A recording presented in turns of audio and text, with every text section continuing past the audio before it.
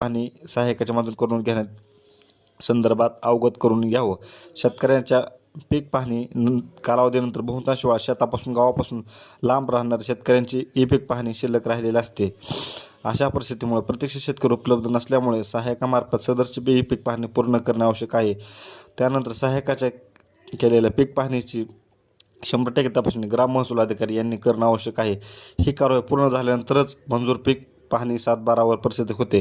राज्य ज्या आपत्कालीन परिस्थितीतून जात आहे त्यासाठी सदर पीक पाहणी अत्यंत महत्त्वाची असल्यामुळे सहाय्यकांची तसेच ग्राम महसूल अधिकारी यांची उर्वरित 1 महिन्याच्या कालावधीमधील भूमिका राज्यामधील 100% ई पीक पाहणी होण्यासाठी अत्यंत महत्त्वाची आहे.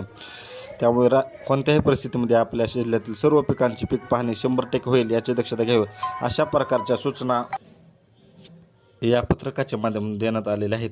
याच अनुषंगाने जिल्हाधिकारी कार्यालयाच्या माध्यमातून प्रत्येक तहसील स्तरावरून जे काही सहाय्यक असतील या सहाय्यकाच्या माध्यमातून प्रत्येक गावामध्ये उर्वरित असलेल्या क्षेत्राची पीक पाहणी करून घेतली जाणार आहे, जेणेकरून शेतकऱ्यांना कुठल्याही प्रकारच्या योजनांचा लाभ मिळत असताना समस्या निर्माण होणार नाहीत. मित्रांनो, राज्य सरकारांना केंद्र सरकारकडे राज्यातील पेरणीचा तपशील, पेरणीखालील क्षेत्र, लागवडीखालील जे काही क्षेत्र आहे, कोणत्याही पिकाखाली किती क्षेत्र आहे, त्यानंतर पीक पाहणी पीक कापणीचा अहवाल हे सर्व देणं आता बंद करण्यात आलेलं आहे.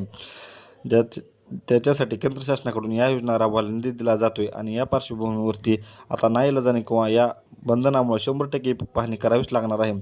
आणि या अनुषंगाने आता सहाय्यक स्तरावरील पीक पाहणी 100% राबवली जाऊन शेतकऱ्यांना कुठेतरी दिलासा मिळणार आहे. तर मित्रांनो, अतिशय महत्त्वाचा असा निर्णय, कारण शेतकऱ्यांना ही पीक पाहणी करावायची असताना सुद्धा ॲप्लिकेशन सुरू नसल्यामुळे किंवा ही पीक पाहणी करता आली नव्हती आणि आता विविध योजनांपासून हे शेतकरी मुक्तील की काय अशी परिस्थिती निर्माण झाली असताना सहाय्यक स्तरावरून ही आता ही पाहणी सुरू करण्यात आली आहे. आपली जरी पीक पाहणी बाकी असेल तर आपल्या गावातील जे काही सहाय्यक असतील यांच्याकडे संपर्क करा. कुठल्याही प्रकारचे पैशाची मागणी ही सहाय्यकाच्या मधून केली जात नाही.